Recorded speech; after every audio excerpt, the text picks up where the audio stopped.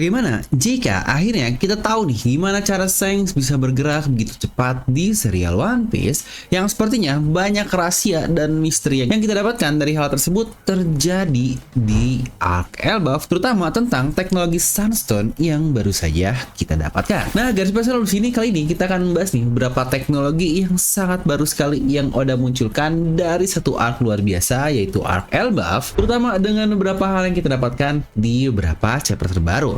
Makanya pastikan kalian tonton video sampai habis agar tidak ada informasi yang miss dan juga setengah-setengah. Karena One Piece tidak masuk akal, tapi akal bisa masuk.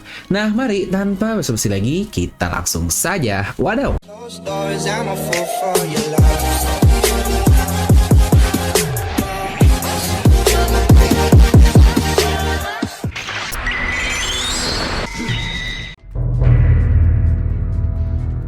Dimana seiring chapter bergulir ternyata banyak sekali nih misteri baru dan kisah-kisah baru yang udah tampilkan dari satu pulau Elbaf ini. Biasanya ya udahlah hanya pulau-pulau biasa yang kita datangi tanpa adanya beberapa hal unik. Namun ternyata Elbaf ini banyak sekali prinsip unik dan bahkan konsep unik yang terjadi di belakang layar dari pulau tersebut. Yang tentu saja ini benar-benar akan bawa kita ke suatu arc terakhir di serial One Piece yang akan menjadi perang besar yang melibatkan seluruh dunia. Tentu juga sebelumnya kita berbicara tentang yang namanya Painter atau mungkin Sunstone, dan bahkan kalau kalian sadar kita sudah mendengar dua kali nama bentukan dari hal ini disebutkan di serial One Piece, dimana kedua hal tadi diucapkan oleh Sunstone untuk pertamanya dan yang baru saja adalah oleh Brogy di chapter lalu, dimana walau belum dijelaskan apa itu Sunstone dan bagaimana teknologi ini bekerja, karena sebelumnya Sunstone bilang kalau binatang mus yang mereka tangkap itu mereka tidak akan bisa untuk menggunakan Painter atau Sunstone tadi di saat cuaca dalam keadaan bersalju. Namun ternyata setelahnya cuaca pun ternyata sangat baik, yang persis seperti kata-kata Dory dan Brogy juga kalau cuaca berangin seperti ini sangat cocok untuk berlayar di pelangi. Yang apa maksud dari berlayar di pelangi yang diucapkan oleh Dory dan Brogy? Mereka menggunakan Sunstone dikatakan untuk memanfaatkan jalur pelangi dan bahkan menggunakan arus bawah laut yang bisa mendorong kapal, yang bahkan anehnya mau kapal dalam keadaan vertikal pun mereka tetap bisa melaju. Yang lagi-lagi bisa dibilang mereka ini melaju lumayan cepat loh, karena lagi-lagi ketinggian dari pulau Elbaf ini dari layer 1 ke layer 2 nya pasti sangat tinggi, tetapi ini kapal biasa bisa sampai dengan waktu yang sangat cepat. Terutama jangan lupa untuk kapal Elbaf yang sangat besar yaitu dengan The Great Eric-nya. Lagi-lagi kita juga masih belum tahu sih sains apa di balik semua hal ini, karena Dory dan Brogy benar-benar tidak menjawab dengan sangat baik. Atau bisa-bisanya mereka cuma jawab ya karena pelangi emang bisa digunakan untuk berlayar. Kayak, oi, ini nggak ngejawab apa-apa. Tetapi informasi yang kita ketahui adalah dalam sejarahnya Viking pun dia menggunakan Sunstone untuk menemukan arah matahari dan menghitung waktu di dunia nyata, atau dalam kata lain itu adalah alat navigasi yang berguna di dunia nyata kita dalam keadaan yang sebenarnya di dalam lautan. Jadi apakah Sunstone di dunia One Piece ini dapat membantu orang untuk menentukan arah dan waktu, bahkan mau hari dalam keadaan berawan atau apapun itu, yang membuatnya siapapun dapat melintasi lautan tanpa adanya penghalang apa-apa? Dan apakah hal itu juga akan menjawab misteri tentang bagaimana nih Shanks bisa bergerak kemana-mana dengan sangat cepat? Terutama momen yang paling unik adalah ketika Shanks yang dikatakan baru saja clash melawan Kaido, tahu-tahu dia sudah ada di Marineford dengan sangat cepat, yang bahkan dia datang di waktu yang sangat-sangat tepat sekali. Bagaimana dia bisa tiba begitu cepat? Apa ternyata karena ada jalur pulau langit yang Shanks gunakan menggunakan Painter ini, dan akhirnya dia meluncur dengan cepat semacam menggunakan pelangi, dan itulah akhirnya sampai ke daerah Marineford menggunakan Sunstone yang kita masih belum tahu kegunaannya apa. Karena bukankah Rainbow Bridges ini atau mungkin disebut sebagai jembatan pelangi ini benar-benar dikatakan ada dalam sebuah mitologi yang tentu saja itu adalah dari mitologi Nordik lagi yang dinamakan sebagai Bifrost, dimana bahkan Thor dengan bantuan Heimdallnya dia dapat pergi kemanapun menggunakan Bifrost tersebut ke dunia manapun yang dia inginkan.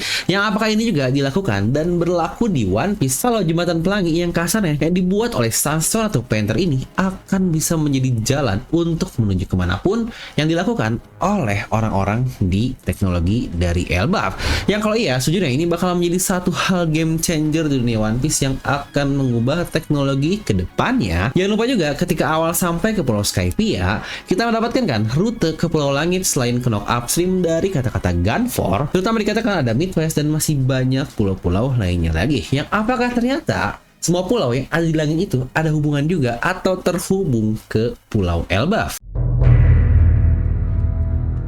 Lalu hal penting juga yang kita dapatkan adalah sudah pernah dan sudah cukup sering juga kita bahas dan teori di channel Evil Nomi yang lagi-lagi lumayan terkonfirmasi lah dengan beberapa chapter terbaru kalau dunia diri Elbaf terbagi menjadi beberapa dunia, yaitu ada layer bawah, layer tengah, dan layer atasnya yang memiliki nama masing-masing. Dimana dari yang paling bawah atau disebut sebagai Underworld dengan monster-monster ganas yang ada di daerah tersebut dan juga Loki diikat di bawah sana.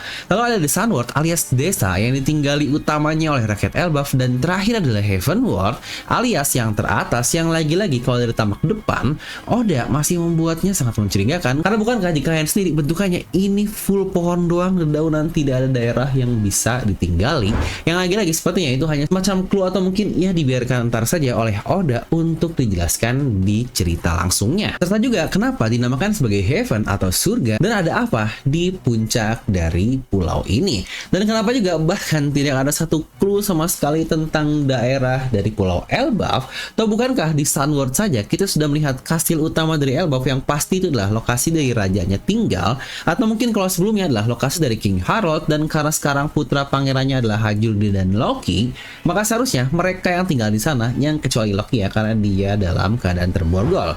Dan jangan lupa juga kata-kata yang kita dapatkan di chapter 1132 kemarin kalau lokasi yang didatangi oleh Luffy dan yang lain-lainnya adalah kampung halaman dari Dory dan Brogy.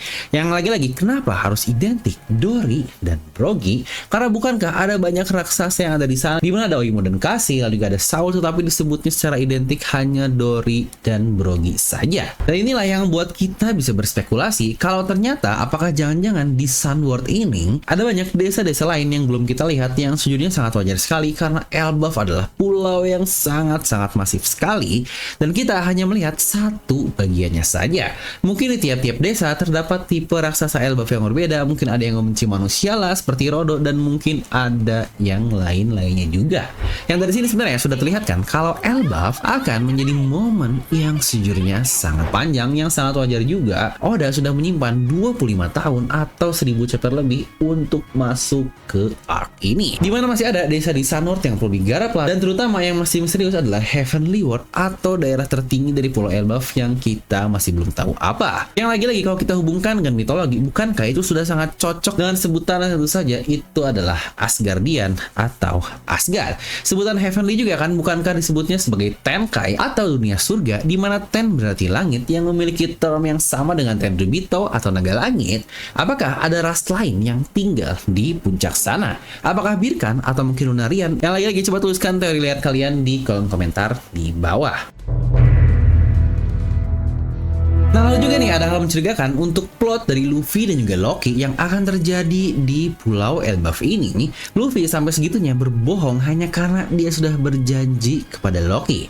Yang apa sebenarnya janji di antara keduanya? Apa hanya karena Luffy ingin menukar informasi tentang Shanks agar Loki dapat bebas? Yang menurut saya ini adalah hal yang sangat-sangat berlebihan sekali jika Luffy hanya ingin menukar informasi tentang Shanks saja. Karena bukankah sebenarnya Luffy bisa bertanya kepada para raksasa lain yang ada di Elbaf sana tentang Shanks karena mereka semua pasti mengenalnya. Ya, atau bahkan bocah kolon pun dia sebelumnya bertemu dengan Shanks dan bahkan ingin ikut naik ke kapalnya. Jadi pasti menurut saya akan ada plot lain nih yang udah rencanakan di antara Loki dan Luffy. Nah, mungkin pertanyaan lanjutan, Luffy yang akan sangat-sangat dihargai, di welcome, dan bahkan akan mengadakan pesta juga di atas dari Elbaf ini, apakah mungkin jika Luffy nantinya akan mengkhianati orang-orang yang memberinya makan, dan bahkan dia akan membebaskan Loki karena suatu alasan yang kita masih belum jelas. Yang jangan lupa, Loki ini sudah susah payah rakyat Elbaf mengurungnya di Underworld, yang lagi-lagi kalau ada orang yang membebaskannya pasti akan musuh satu negara. Dan jika Luffy berhasil membebaskannya, lalu apa yang akan terjadi? Apakah Luffy akan menjadi orang yang paling dibenci di Pulau Elbaf? Lalu apa lagi jika terjadi?